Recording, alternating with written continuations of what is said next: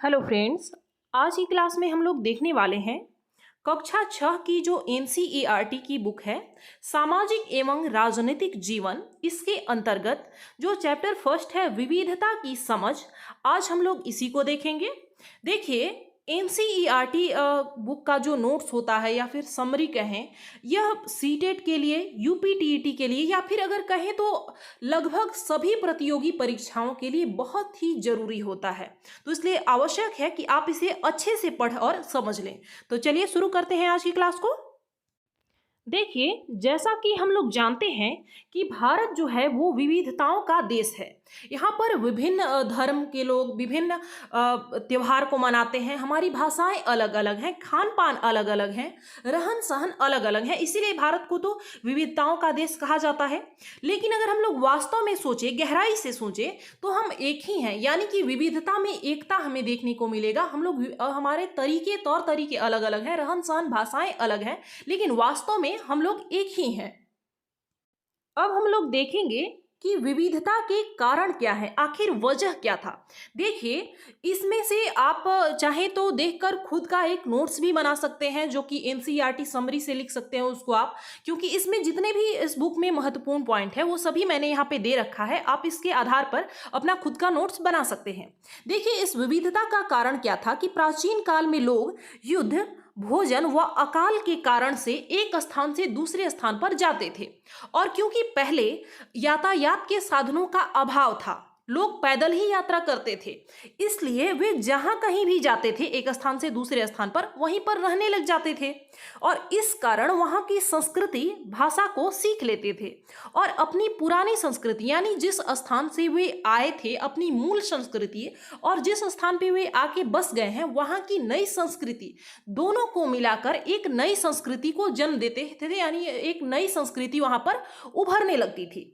और यही कारण था विविधता के। इसके अतिरिक्त इन यानी कि एक स्थान से दूसरे स्थान जाने के अतिरिक्त कुछ अन्य भौगोलिक कारक भी थे, जैसे कि जलवायु, मृदा, मानसून, जल, मैदान इत्यादि, ये कारण भी थे जिसके कारण विविधता उत्पन्न होती थी। लोग अपनी भौगोलिक परिस्थितियों के अनुरूप व संस्कृति परंपराओं को ढाल लेते थे, यानी जिस सिचुएशन में वे जिस परिस्थिति में रहते थे उसके अनुसार, उस हिसाब से खुद को ढाल लेते थे, अपनी संस्कृति के, अपने नियमों को, अपने तौर तरीकों को वो बदल लेते थे। यही कारण था विविधता के।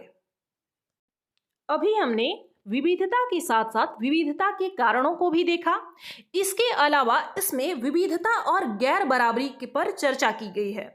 गैर बराबरी का मतलब होता है असमानता, यानी कि कुछ लोगों के पास न ही अवसर है, न ही जमीन या पैसे जैसे संसाधन जो कि दूसरों के पास है। इसलिए गरीबी और अमीरी विविधता का रूप नहीं है, यह लोगों के बीच मौजूदा असमानता यानी गैर बराबरी है। अब देखिए, इससे पहले हमने विविधता के बारे में देखा कि हमारे तौर तरीके, रहन सहन या फिर उपासना का जो तौर तरीका है वो सब कुछ अलग है। लेकिन क्या हम इस विविधता को, गरीबी अमीरी को भी विविधता के अंतर्गत ही रखेंगे? जी नहीं। देखिए, समाज में कुछ ऐसे लोग हैं जिनके पास प्रचुर संसाधन है, यानी आवश्यकता से अधिक हम कहें तो धन है, और वहीं कुछ ऐसे तबके भी हैं जिनके पास दो वक्त की रोटी नहीं है। तो इसे हम लोग क्या कहेंगे? विविधता नहीं कह सकते, इसे गैर बराबरी कहेंगे, यानी कि संसाधनों का उचित बंटवारा नहीं हुआ है, जिस वजह से कुछ लोगों के पास ज्यादा संसाधन है और कुछ के पास कम है। तो यह क्या है? यह असमानता है, न कि विविधता है। तो इस चीज को आप लोग अच्छे से नोट कर लें। आगे दिया गया है जाति व्यवस्था असमानता का एक और उदाहरण है। इस बंटवारे का आधार था लोग किस किस तरह का काम करते हैं, किस जाति में पैदा होते हैं। देखिए, गरीबी अमीरी की तरह ही जाति व्यवस्था जो है वह भी असमानता का ही उदाहरण है, न कि विविधता का। इस चीज की बारीकी को आप लोग समझिए। हालांकि अब तो बहुत कम हो गया है, लेकिन फिर भी अभी भी भारत में जाति व्यवस्था विद्यमान है। और यह क्या है? यह गैर बराबरी है, असमानता है, किसी को जाति के आधार पर बांटना, भेदभाव करना, यह क्या है? यह गैर बराबरी है, न कि विविधता है। तो इन बारीकियों को आप अच्छे से समझिए। विविधता को समझने के लिए इस चैप्टर में दो राज्यों के उदाहरण दिए गए हैं। एक है लद्दाख और दूसरा है केरल, और इन दोनों को ही हम अच्छे से देखेंगे और इसमें से बहुत सारे आवश्यक तथ्य भी हमें मिल जाएंगे जिन्हें आप नोट कर लें अच्छे से। देखिए, लद्दाख जम्मू और कश्मीर के पूर्व में पहाड़ियों में बसा एक रेगिस्तानी इलाका है। यहाँ पर बहुत ही कम खेती संभव है क्योंकि इस क्षेत्र में बारिश बिल्कुल नहीं होती है और यह इलाका हर वर्ष काफी लंबे समय तक बर्फ से ढका रहता है।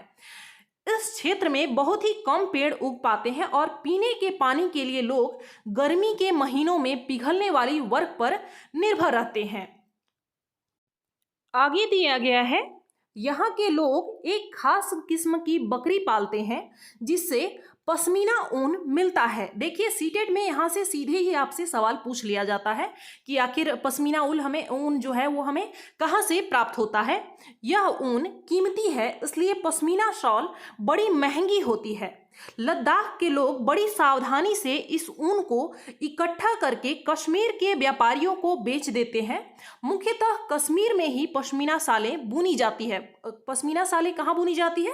तो कश्मीर में बुनी जाती है। और पश्मीना साल आखिर जो यह ऊन होता है वो कहाँ से प्राप्त होता है इन कश्मीरियों को? तो वो लद्दाख से प्राप्त होता है। आगे है, यहाँ के लोग दूध से बने पदार्थ जैसे मक्खन, चीज यानी जिसे एक खास तरह का छेना बोलते हैं, एवं मांस खाते हैं। हर एक परिवार के पास कुछ गाय, बकरी और याक होती है। रेगिस्तान होने का यह मतलब नहीं है कि व्यापारी यहाँ आने के लिए आकर्षित नहीं हुए। लद्दाख तो व्यापार के लिए एक अच्छा रास्ता माना गया क्योंकि यहाँ कई घाटियाँ हैं। यानी कि ऐसा नहीं है कि यह रेगिस्तानी इलाका है, यानी यहाँ वर्षा नहीं होती है तो यहाँ पर व्यापार करने के लिए लोग आकर्षित नहीं हुए। यहाँ भी बहुत सारे व्यापारी आए और यह एक अच्छा रास्ता माना गया क्योंकि यहाँ पर कई घाटियाँ हैं जिनसे गुजर कर मध्य एशिया के काफिले उस इलाके में पहुँचते थे जिसे आज तिब्बत कहते हैं। यानी मध्य एशिया के लोग कहाँ जाते थे? तिब्बत जाने के लिए इसी रास्ते का यूज करते थे। ये काफिले अपने साथ मसाले, कच्चा रेशम, दरियां आदि साथ लेकर चलते थे। आगे दिया गया है, लद्दाख के रास्ते ही बौद्ध धर्म तिब्बत पहुंचा। यानी किस रास्ते से? लद्दाख के रास्ते से ही जो बौद्ध धर्म था वो तिब्बत पहुंचा। लद्दाख को छोटा तिब्बत भी कहते हैं। लद्दाख को क्या कहते हैं? तो छोटा तिब्बत कहते हैं। करीब 400 साल पहले यहाँ पर लोगों का इस्लाम धर्म से परिचय हुआ। कब हुआ था? तो 400 साल पहले। और अब यहाँ अच्छी खासी संख्या में मुसलमान रहते हैं। यानी जो मुस्लिम समुदाय के लोग हैं वो उनकी संख्या अब काफ़ी अच्छी है। लद्दाख में गानों और कविताओं का बहुत ही समृद्ध मौखिक संग्रह है। क्या है? लिखित नहीं बल्कि मौखिक संग्रह है। तिब्बत का ग्रंथ केसर सागा लद्दाख में काफ़ी प्रचलित है। तिब्बत का कौन सा ग्रंथ है? केसर सागा। यह लद्दाख में काफ़ी प्रचलित है। उसके स्थानीय रूप को मुसलमान और बौद्ध दोनों ही लोग गाते हैं और उस पर नाटक खेलते हैं। क्या है? मुसलमान भी साथ में बौद्ध लोग भी उसको गाते हैं और उस पर नाटक को खेलते हैं। और अब हम लोग केरल को देखेंगे। देखिए, केरल भारत के दक्षिणी पश्चिमी कोने में बसा हुआ राज्य है। यह एक तरफ समुद्र से घिरा हुआ है और दूसरी तरफ पहाड़ियों से। इन पहाड़ियों पर विविध प्रकार के मसाले जैसे काली मिर्च, लौंग, इलायची आदि उगाए जाते हैं। इन मसालों के कारण यह क्षेत्र व्यापारियों के लिए बहुत ही आकर्षक बना। किस वजह से? क्योंकि यहाँ पर बहुत सारे मसाले पाए जाते हैं जैसे कि काली मिर्च, लौंग, इलायची आदि पाए जाते हैं। इसकी वजह से व्यापारियों के लिए यह जो है वो बहुत ही आकर्षक हुआ था, आकर्षण का केंद्र बना हुआ था मसालों की वजह से। सबसे पहले अरबी एवं यहूदी व्यापारी केरल आए। ऐसा माना जाता है कि ईसा मसीह के धर्मदूत संत थॉमस लगभग 2000 साल पहले यहाँ आए। भारत में ईसाई धर्म लाने का श्रेय उन्हीं को जाता है। देखिए, यहाँ पर बहुत सारे इंपॉर्टेंट पॉइंट दिए गए हैं। सबसे पहले अरबी एवं यहूदी व्यापारी जो थे वो केरल में आए थे। साथ ही साथ ईसा मसीह के जो धर्मदूत थे संत थॉमस लगभग 2000 साल पहले यहाँ आए थे और इन्हीं के कारण भारत में ईसाई धर्म लाने का श्रेय इन्हीं को जाता है। किसे जाता है? संत थॉमस को। अरब से कई व्यापारी यहाँ आकर बस गए। इब्न बतूता ने जो करीब 700 साल पहले यहाँ आए, यानी इब्न बतूता कब आए? 700 साल पहले, अपने यात्रा वृतांत में मुसलमानों के जीवन का विवरण देते हुए लिखा है कि मुसलमान समुदाय की यहाँ बड़ी इज्जत थी, यानी बहुत ज़्यादा इज्जत थी।